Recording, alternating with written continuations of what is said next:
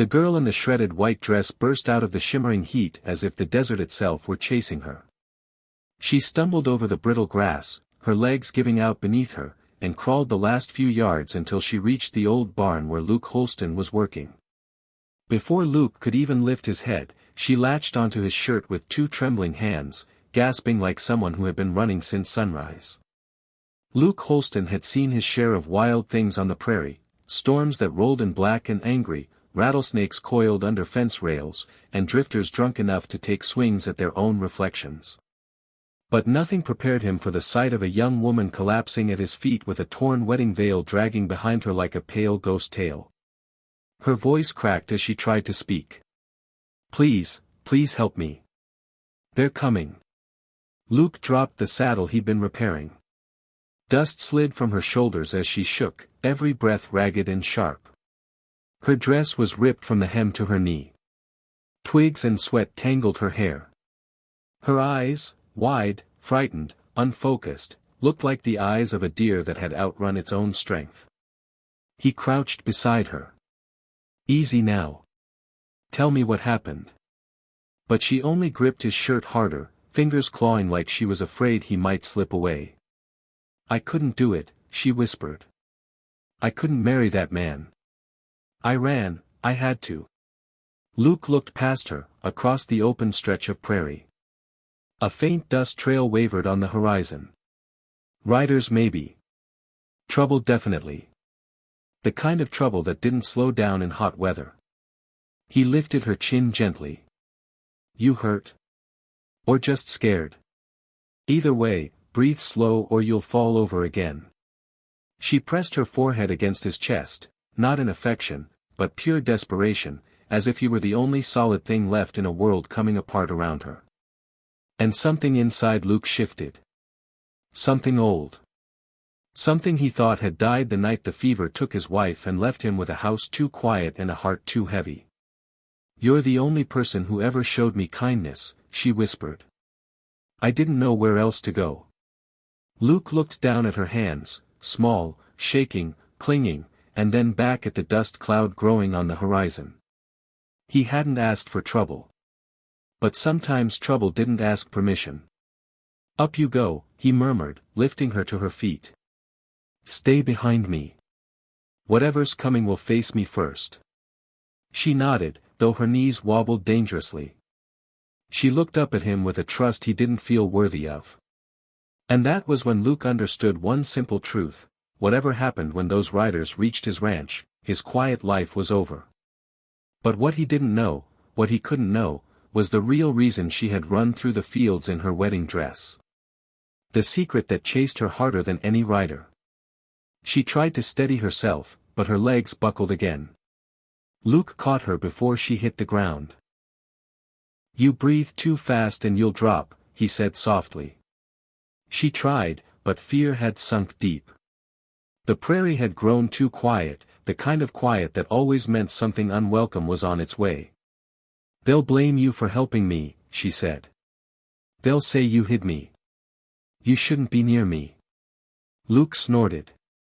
"Darlin', people blame me even when I'm alone fixing fences. I'll manage." Under the roughness of his tone was something steadier, a man who had nothing left to lose and wasn't afraid of losing what little remained. She stared at him with something new in her eyes. Respect. Hope. And maybe a spark of belief. Luke placed a hand briefly on her back. "You said you ran. Tell me why. Tell me before those riders get here." She swallowed, her voice shaking. "My father owes money. A lot. And he offered me as payment. I was supposed to marry a man nearly twice his age. He said it was the only way to settle the debt." She wiped her cheek with the back of her wrist. "I couldn't breathe. I couldn't walk into that church. So I ran." She hesitated, her voice dropping to a broken whisper. "I need a chance at a life that's mine. A love that lets me breathe, not the kind they meant to force on me." Heat burned low and deep in Luke's chest. He had seen men make ruthless choices in his time, but selling your own daughter like livestock, that cut lower than any story he'd heard. The dust cloud drew closer. Metal clinked faintly. The riders were nearly there. Luke moved without thinking, stepping in front of her. "You stay behind me. No matter what." "Why would you do this?" she whispered. "For someone you barely know." Luke didn't answer. Some things couldn't be explained with words.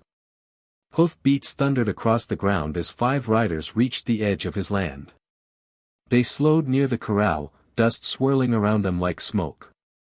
The girl gripped Luke's shirt again. The men looked too polished to belong to ranch country. Town men. Hired men.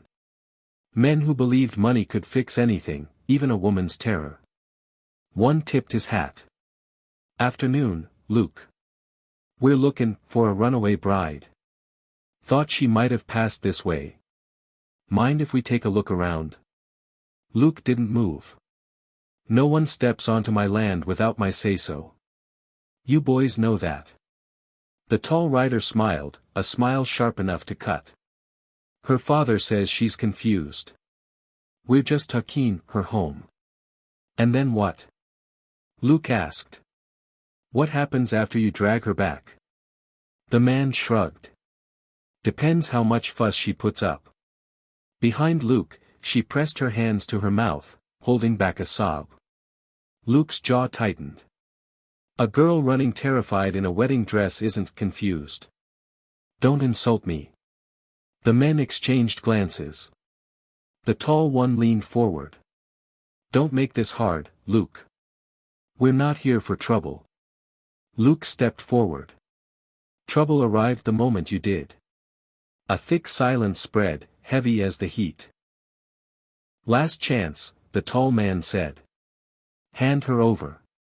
Luke's voice dropped to a low, steady rumble. "She stays right where she is." The younger rider shifted in his saddle. "Boss, that's Luke Halsten. You remember the Blackwell brothers? He took all 3 down on the Cheyenne Road." The tall man hesitated.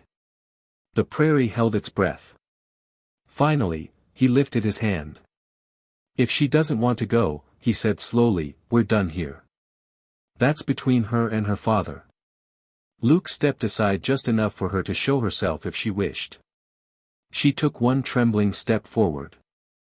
"I'm not confused," she said softly. "I'm not property. And I'm not going back." The tall man nodded once. "Your choice. But your father won't let this rest." "That's his burden," she replied. "Not mine." He gave Luke one last cold stare. "You win today, Halsten. But this ain't over." Then the riders turned and rode off, dust swallowing them as they disappeared into the horizon. Only when they were specks did Luke lower his shoulders. "You did good," he told her. She wiped her eyes. "You stood for me when no one else ever has." "Why?" Luke removed his hat, wiped sweat from his brow. "Because no person deserves to be treated like a coin in someone else's pocket. Because sometimes folks need someone beside them when the world tries to crush them. And because running alone can only get you so far." She looked at her torn dress, voice trembling. "What do I do now? Where do I go?" Luke breathed in the hot prairie air. "You start fresh. Here, if you want. You stand your ground. If a storm comes, you face it head on. Life isn't always kind, but you don't bow to it." Her tears this time were soft, grateful. Free. Luke looked across the empty horizon. Strength isn't always in the fight. Sometimes it's in the choosing. Choosing what life you want. Choosing who you trust. Then he looked at her. "And now I'll ask you something, and you answer honest. If you had to choose between keeping the peace and doing what's right, which one would you pick?"